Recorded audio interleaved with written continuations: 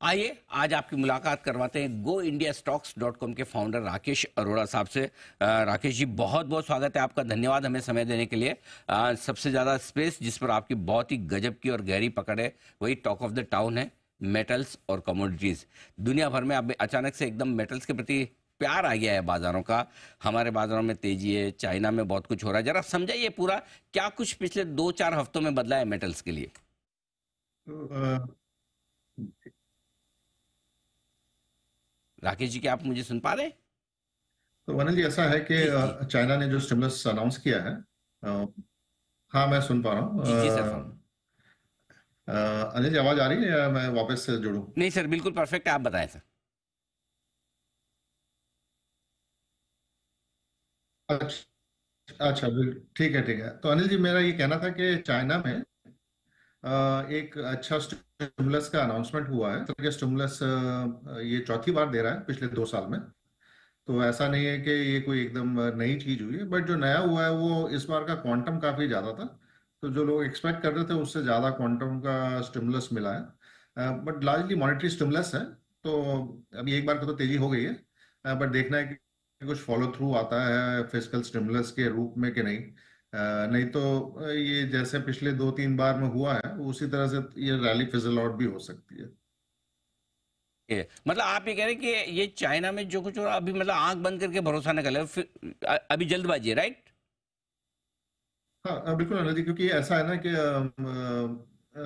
Patient का पाँव में फ्रैक्चर है तो उसको ग्लूकोज पिलाने से थोड़ा एनर्जी तो आएगी, लेकिन दौड़ने नहीं लगेगा वो। तो जो प्रॉब्लम, स्ट्रक्चरल प्रॉब्लम्स चाइना में दिख रही है, अ, उसका इलाज अभी दिखाई नहीं दे रहा है। तो राकेश जी, एक बड़ी समस्या है जो जिसकी वजह से कल हमें बड़ा डर लगा और लोगों को लग रहा है कि भाई अगर चाइना इतना बढ़िया है, इतनी तेजी है वहां पे, ये सब कुछ है, तो थोड़ा भारत में पैसा आना कम हो जाएगा एफआईएस का। यहाँ से बेच के थोड़ा वहां पे भी लगा सकते हैं। कल बड़े बड़े नंबर भी आए एफआईएस की बिकवाली के। तो ये जो डर है ये कितना जायज है?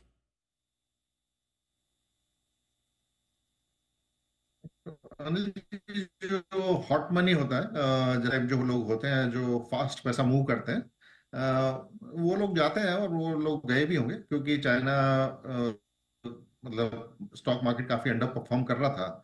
और अभी 9 दिन की तेजी के बाद 25% चलने के बाद भी पिछले साल जहां था वहीं है। तो ऐसा कोई चल नहीं गया है। तो हॉट मनी जरूर वहां जाता है, लेकिन जो हमारा एक्सपीरियंस रहा है इंडिया में, कि जैसे इंडिया में भी जब तेजी हुई है हॉट मनी आया है, एक आध क्वार्टर से ज्यादा वो टिक नहीं पाता है, वो वापस रिवर्स हो जाता है। तो जो जितना ज्यादा जल्दी बढ़ेगा वो उतना ही स्पीड से वापस नीचे भी आता है। हम्म। तो अभी काफ़ी सारे हमारे यहाँ इन्वेस्टर्स हैं और कई सारे लोग ऐसे हैं जो इस चक्कर में अपने पोर्टफोलियो को बेचे जा रहे हैं कि भाई देखो अब तो एफ तेजी खत्म होने का टाइम आ गया।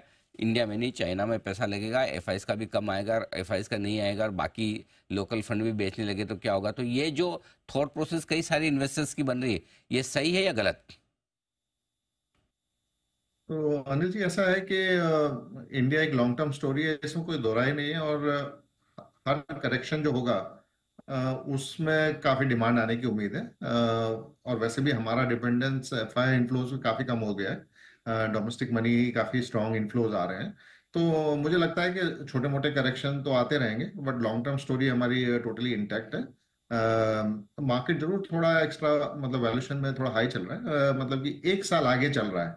और जब आपको सर्टेनिटी होती है कि भैया ये 10 साल की स्टोरी है, तो लाजमी है कि लोग थोड़ा सा एक्स्ट्रा बेट ले लेते हैं। बट इसमें कोई ज्यादा घबराने की बात नहीं है। मेरे हिसाब से वर्स्ट केस सिनेरियो जो है इंडिया के लिए वो है कि 1 साल कोई खास रिटर्न ना बैठे, क्योंकि 1 साल हम आगे चल रहे हैं वैल्यूएशन में। तो उससे ज्यादा कोई खतरे की बात इसमें दिखाई नहीं दे रही है। समय ज़्यादा देना पड़ सकता है, लेकिन इसे डरने घबराने की कोई ज़रूरत है नहीं। ये तो बात हुई हमने ज़्यादातर मेटल्स की, लेकिन बाकी कमोडिटीज़ पे किस तरह का व्यू बन रहा है आपको चाइना के और ग्लोबल डेवलपमेंट को देखते हुए सर? तो देखिए अनिल जी, ऐसा है कि अगर हिस्ट्री देखें तो इंटरेस्ट रेट कट के बाद लोगों को लगता है कि कमोडिटीज में काफी बड़ा बूम आएगा। बट केवल आपको, हमें पता नहीं, सारी दुनिया को ये पता है। तो काफी कुछ तो पहले से प्राइस्ड इन हो गया है। जैसे कि आज गोल्ड का भाव देखें तो एक आसमान छू ही रहा है। तो पहले से ही प्राइस्ड इन है। और हिस्टोरिकली अगर देखा जाए तो कमोडिटीज एक मिक्स्ड बिहेवियर रहा है Fed US rate cut cycle के बाद, स्टार्ट होने के बाद में। तो मुझे लगता है कि काफी कुछ फैक्टर इन हो चुका है। हम लोग चाह रहे हैं कि एक बहुत कोई पॉजिटिव ट्रेंड या नेगेटिव ट्रेंड दिखे। ग्लोबली ऐसा कुछ होने वाला नहीं है, मिक्स्ड है। यूएस की इकोनॉमी भी ठीक ठाक चल रही है, चाइना थोड़ा स्टिमुलस दे रहा है बचने के लिए, तो रेंज बाउंड रहने वाला है ग्लोबल इकोनॉमी। ऐसा कोई मेजर ट्रेंड दिखाई नहीं दे रहा है। हम्म। सर, आप तो बड़ी जबरदस्त पकड़ रखते हैं मेटल्स पे, कमोडिटीज पे। आ, इंडियन मेटल स्टॉक्स में आप अभी खरीदेंगे? अगर आपको लगता है कि वैल्यूएशन ठीक है, माहौल ठीक है, भाव वाव सब ठीक है, आप पैसा लगाएंगे या नहीं लगाएंगे?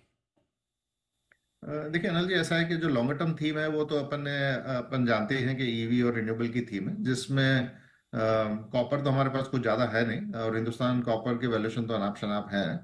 तो एक एल्यूमिनियम बच जाता है, उसमें दो तीन प्लेयर्स हैं हमारे पास, तो उसमें अपन नजर रख सकते हैं कि जब भी पुल डाउन आए तो हम उसमें देखें। और एल्यूमिनियम में एक अगर FY 2025-26 की मैं बात करूं तो थोड़ी शॉर्टेजेस की उम्मीद है। अभी फिलहाल एल्यूमिना की काफी शॉर्टेजेस चल रही हैं, जिसकी वजह से जो एल्यूमिना में सरप्लस है, जैसे कि नालको, उनको काफी फायदा हो रहा है। बट एल्यूमिना की कैपेसिटी आ रही है और एल्यूमिनियम की कैपेसिटी उतनी बढ़ नहीं रही है आगे जाके। तो मुझे लगता है कि एल्यूमिनियम में थोड़ी एक तेजी बनी रह सकती है 2000 अगले 2 साल के हिसाब से अगर देखें। स्टील में अगर देखा जाए तो मेरे को लगता है कि करेक्शन खत्म हो चुका है स्टील प्राइसेस में। और बट चक्कर ये है कि रॉ मटेरियल प्राइसेस पहले भागते हैं, तो जैसे कि आयरन ओर 90 से सीधा 100 के ऊपर पहुंच चुका है, और अभी तो स्टील प्राइस हिलना भी स्टार्ट नहीं हुआ है। तो जो कंपनीज जिनके पास कैप्टिव आयरन ओर है और जिनकी कॉस्ट उतना बढ़ेगी नहीं, उन कंपनीज को फायदा होगा बनिस्बत की जो कन्वर्टर्स हैं, जो कि आयरन ओर खरीद के और कन्वर्ट करते हैं। तो स्टील में भी मुझे लगता है कि एक बॉटम तो बन चुका है, बट ऐसा ना कि ये कोई बहुत बड़ा सस्टेनेबल तेजी का माहौल नहीं लग रहा। एक ट्रेडिंग बाउंस जैसा हम देख रहे हैं, अभी 10-15% चले हैं, हो सकता है 10-15% और चल जाए, बट उतना ही उम्मीद है। और जैसा कि मार्केट में हो भी रहा है कि एक रोटेशन हो रहा है, कभी इस सेक्टर कभी उस सेक्टर, तो वो हमें रोटेशन जरा खेलना ही पड़ेगा। मार्केट ओवरऑल उतना तेजी से नहीं भागेगा। ठीक बात है। और ओवरऑल मार्केट पर व्यू सर इस वक्त? तो अनिल जी, मुझे लगता है कि एक अभी Q2 के रिजल्ट्स के ऊपर काफी डिपेंड करेगा कि हम किधर की तरफ जाते हैं। बट एक बार को मुझे लग रहा है कि हम थोड़ा रेंज बाउंड ही रहने वाले हैं। कुछ चलेगा कुछ घटेगा, तो आई थिंक ये 26,000 के आसपास ये भी थोड़ा टाइम बिताएंगे हम लोग। एक तो ज्यादा कुछ बड़ी तेजी और बड़ी मंदी के है नहीं इधर। कमोडिटीज मेटल्स वगैरह के अलावा कहीं आपको दिखता है पैसा लगाने का अच्छा मौका, जहां आपको लगता है कंफर्ट है थोड़ा, रिजल्ट्स के लिहाज से, वैल्यूएशंस के लिहाज से? तो मुझे लग रहा है कि अभी मतलब जिस तरह से रोटेशन हो रहा है, अभी मेटल स्टॉक चल चुके हैं, आईटी में करेक्शन हुआ है, वापस से आईटी आ सकता है फेवर में जब रिजल्ट्स आते हैं और उनकी गाइडेंस आती है, जैसे हमने एक्सेंचर में देखा। फार्मा स्टॉक्स में भी एक करेक्शन थोड़ा सा कंप्लीट होता नजर आ रहा है, तो वहां पे भी एक पॉजिटिव रुझान आ सकता है। सीमेंट कंपनीज हैं, कैपेक्स रिलेटेड कंपनीज हैं, उनके लिए क्वार्टर खराब रहा है, बट हो सकता है कि वो एक बाइंग अपॉर्चुनिटी निकला है। तो ये 3-4 सेक्टर हैं जहां पे मुझे लगता है कि रिजल्ट के बाद कुछ एक्शन बन सकता है। ठीक बात है। तो यहाँ पर बड़ा एक्शन बन सकता है। राकेश जी, बहुत बहुत धन्यवाद आपका समय देने के लिए। और आपने पूरे कमोडिटी साइकिल को, चाइना के डेवलपमेंट को और उसके पड़ने वाले इम्पैक्ट को, साथ ही भारत में एफआईएस के पैसा कितना बढ़ सकता है, कर सकता है, इसको अच्छे से समझाया हमारे दर्शकों को। Thank you so much sir, बहुत बहुत धन्यवाद, शुक्रिया आपका। ठीक है भाई, थैंक राकेश अरोड़ा साहब बताते हुए बोले कि चाइना की थ्रेट, और मैं बताऊं दीप की, राकेश जी की जितनी गहरी पकड़ है मेटल्स में और कमोडिटीज़ में, हिंदुस्तान में इनके और कोई नहीं। जितने एक्सपर्ट आपको मिलेंगे नहीं। यस। और बहुत ही गजब की समझ रखते हैं। तो एक बहुत अच्छी बात उन्होंने कही हुई कि इतनी हड़बड़ी और जल्दबाजी मत सोचिए कि सारा पैसा यहाँ से निकल जाएगा, चाइना में चले जाएगा। ये हॉट मनी अभी पहुंची है, लॉन्ग टर्म पैसा अभी तक, जब तक वो स्ट्रक्चरल चेंजेस नहीं करेंगे, जल्दी से होने वाला नहीं। बहुत हमारी इंटरेस्टिंग सुबह बात भी हो रही जो थी, हमारी सुबह बात भी हो रही थी कि तो लॉन्ग टर्म फंड्स। अभी लॉन्ग ओनली फंड्स आने में टाइम है। ये शॉर्ट टर्म वाले ट्रेडिंग के मौके देखने वाले फंड इधर से उधर चले जाते हैं, और ट्रेडिंग के मौके देखने वाले लोगों ने आज थोड़ा मौका देखकर बिकवाली की भी है। शुरुआती तेजी गायब होती दिख